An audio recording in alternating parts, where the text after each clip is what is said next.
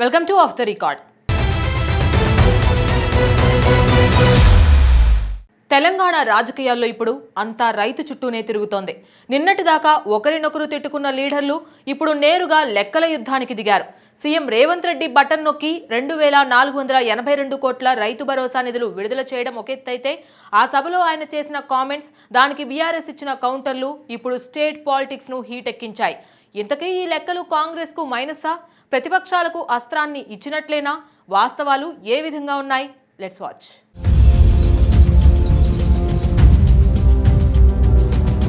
హైదరాబాద్ శిల్పకళా వేదికగా జరిగిన రైతు భరోసా నిధుల విడుదల కార్యక్రమం కాస్త ఇప్పుడు పొలిటికల్ వార్గా మారింది.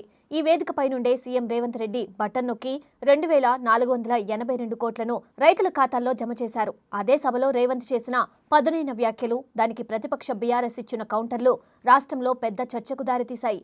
ఒకే ప్రోగ్రాంలో అటు ఆర్థిక మంత్రి, ఇటు సీఎం చెప్పిన అంకెలు మిస్ మ్యాచ్ అవ్వడంతో ఈ వివాదం మొదలైంది. రైతులకు నిధులు ఇస్తూనే గత కేసీఆర్ ప్రభుత్వం చేసిన అప్పులను రేవంత్ తీవ్ర స్థాయిలో ఎండగట్టారు. దానికి ప్రతిగా BRS deputy floor leader technical పాయింట్లతో కాంగ్రెస్ లెక్కలను తప్పుబడుతూ సవాల్ విసిరారు. శిల్పకళా వేదిక సాక్షిగా మొదలైన ఈ రైతు రాజకీయం ఇప్పుడు అటు అధికార, ఇటు ప్రతిపక్షాల మధ్య లెక్కల యుద్ధంగా మారింది. తెలంగాణ వ్యవసాయ రంగాన్ని మలుపు తిప్పిన పథకంగా బీఆర్ఎస్ తన హయాంలో రైతు బంధును ప్రవేశపెట్టింది. ఈ పథకం కింద 2018 మే నెల నుండి కేసీఆర్ ప్రభుత్వం పెట్టుబడి సాయాన్ని అందించడం ప్రారంభించింది. గత బీఆర్ఎస్ పాలనలో మొత్తం 12 విడతల్లో రైతు బంధు నిధులను రైతుల ఖాతాల్లో జమ చేశారు. 6 సంవత్సరాల కాలంలో బీఆర్ఎస్ ప్రభుత్వం దీనికోసం మొత్తం 80,453 కోట్లు ఖర్చు చేసినట్లు అధికారిక లెక్కలు చెబుతున్నాయి. ప్రారంభంలో ఎకరాకు ఏడాదికి 8,000 రూపాయల చొప్పున పెట్టుబడి సహాయాన్ని అందించారు. ఆ తర్వాత జూన్ 2019 నుండి ఆ మొత్తాన్ని ఎకరాకు 10,000 రూపాయలకు పెంచి 2 పంటలకు ఇచ్చారు. దాదాపు 58 లక్షల మందికి పైగా భూ యజమానులైన రైతులకు ఈ నిధులు లబ్ధి చేకూర్చాయని బీఆర్ఎస్ బల్లగుద్ది చెబుతోంది.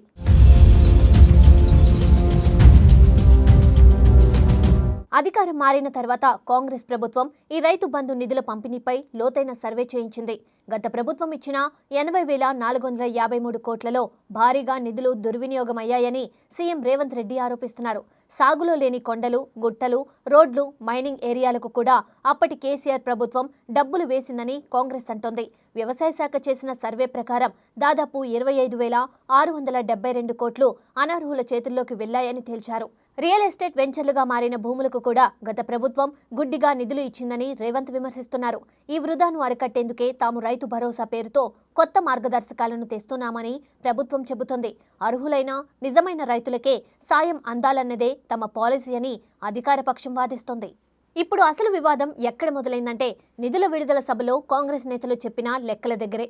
రైతుల సంక్షేమం కోసం తాము చేసిన ఖర్చుపై ఒకే వేదికపై ఇద్దరు కీలక నేతలు 2 రకాల అంకెలు చెప్పారు. రాష్ట్ర ఆర్థిక మంత్రి బట్టి విక్రమార్క రైతుల కోసం 1.56 లక్షల కోట్ల రూపాయలు ఖర్చు చేశామని ప్రకటించారు. కానీ అదే సభలో ముఖ్యమంత్రి రేవంత్ రెడ్డి మాట్లాడుతూ 1.75 లక్షల కోట్ల రూపాయలు ఖర్చు చేశామని చెప్పారు. ఒకే కేబినెట్కు చెందిన ఇద్దరు పెద్దల మధ్య ఏకంగా 19,000 కోట్ల రూపాయల తేడా రావడం అందరినీ ఆశ్చర్యపరిచింది. బడ్జెట్ వ్యవహారాలు చూసే ఆర్థిక మంత్రి లెక్క నిజమా, లేక ముఖ్యమంత్రి చెప్పిన నెంబర్ నిజమా అని జనం అడుగుతున్నారు. ఈ 2 విభిన్నమైన నెంబర్లు ఇప్పుడు ప్రతిపక్షాలకు గట్టి ఆయుధంగా మారిపోయాయి.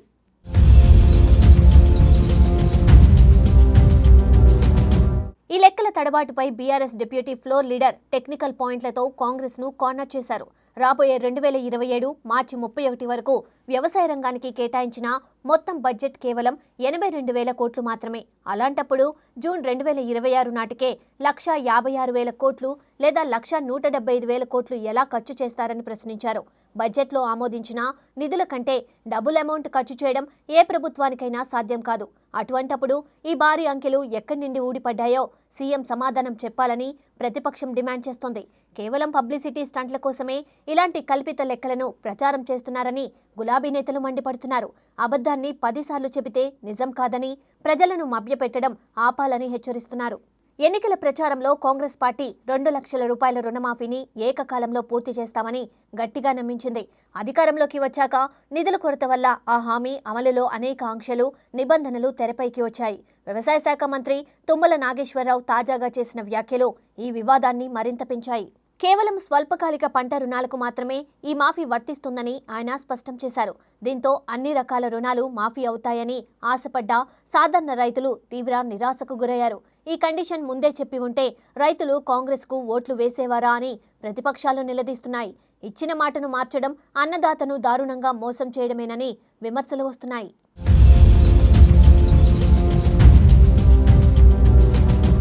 లెక్కల వివాదం నుండి దృష్టి మరల్చడానికి సీఎం రేవంత్ రెడ్డి కాళేశ్వరం ప్రాజెక్టును మళ్లీ తెరపైకి తెచ్చారు. 1,02,000 కోట్ల రూపాయలు ఖర్చు పెట్టి కట్టిన కాళేశ్వరం 2 ఏళ్లకే కూలిపోయి కూలేశ్వరమైందంటూ ఎద్దేవా చేశారు. కేసీఆర్ ప్రభుత్వం ప్రజాధనాన్ని తీసుకెళ్లి గోదావరి నదిలో కలిపేసిందని రేవంత్ తీవ్రంగా ఆరోపించారు.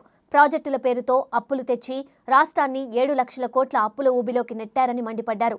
కాళేశ్వరం నీళ్లతోనే పంటలు పండాయని బీఆర్ఎస్ నేతలు చెప్పుకోవడం శుద్ధ అబద్ధమని తేల్చేశారు. గత 3 ఏళ్లలో కాళేశ్వరం నుండి చుక్క నీరు రాకపోయినా రైతులు తమ కష్టంతోనే 2.80 కోట్ల టన్నుల ధాన్యం పండించారన్నారు. కేసీఆర్ ఫామ్ హౌస్ కథలను తెలంగాణ ప్రజలు నమ్మే స్థితిలో లేరని రేవంత్ స్పష్టం చేశారు. ఉచిత కరెంటును కనిపెట్టిందే కాంగ్రెస్ పార్టీ అని, ఆ పేటెంట్ తమదేనని రేవంత్ రెడ్డి వాదిస్తున్నారు. నాడు వైఎస్ రాజశేఖర రెడ్డి సీఎం కాగానే ఉచిత కరెంటు ఫైలుపైనే మొదటి సంతకం పెట్టారని గుర్తు చేశారు. కాంగ్రెస్ వస్తే కరెంటు కష్టాలు వస్తాయన్న బీఆర్ఎస్ ప్రచారాన్ని ఆయన తీవ్రంగా ఖండించారు.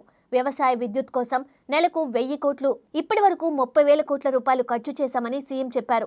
ఉచిత కరెంటు తమదేనని చెప్పుకునే వాళ్లకు రైతులు చీపులతో కొడతారంటూ పదునైన వ్యాఖ్యలు చేశారు.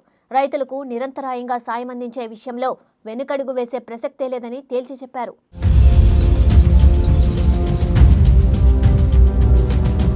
దమ్ముంటే రాజీనామా చేయాలంటున్న బీఆర్ఎస్ నేతలకు సీఎం రేవంత్ తనదైన శైలిలో కౌంటర్ ఇచ్చారు.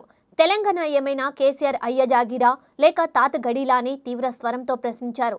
వరి వేస్తే ఉరి అన్న కేసీఆర్ తన ఫామ్ హౌస్లో వరి పండించి క్వింటా 4,200కు అమ్ముకున్నారని ఆరోపించారు. బీఆర్ఎస్ మళ్లీ వస్తే ఫోన్లు ట్యాప్ చేయడం తప్ప ప్రజలకు చేసేదేమీ ఉండదని రేవంత్ ఎద్దేవా చేశారు. అటు బీఆర్ఎస్ డిప్యూటీ ఫ్లోర్ లీడర్ మాత్రం కాంగ్రెస్ వైఫల్యాలను ఎండగట్టడానికి తాము సిద్ధంగా ఉన్నామని ప్రకటించారు. రైతులకు చేసిన మోసాలపై అసెంబ్లీలోనైనా ఏ బహిరంగ వేదికపైనైనా చర్చకు రావాలని సవాల్ విసిరారు. అధికార పక్షం చూపే సంక్షేమ గణాంకాలు, ప్రతిపక్షం లేవనెత్తే బడ్జెట్ పరిమితుల మధ్య వ్యవసాయ రంగానికి సంబంధించిన వాస్తవ లెక్కలపై పూర్తి స్పష్టత రావాల్సి ఉంది. శిల్పకళా వేదిక సాక్షిగా తెరపైకి వచ్చిన ఈ అంకెల వివాదం ప్రజాస్వామ్యబద్ధమైన చర్చకు దారితీయడం ఆహ్వానించదగ్గ పరిణామమే అని చెప్పడంలో ఎలాంటి సందేహం లేదు.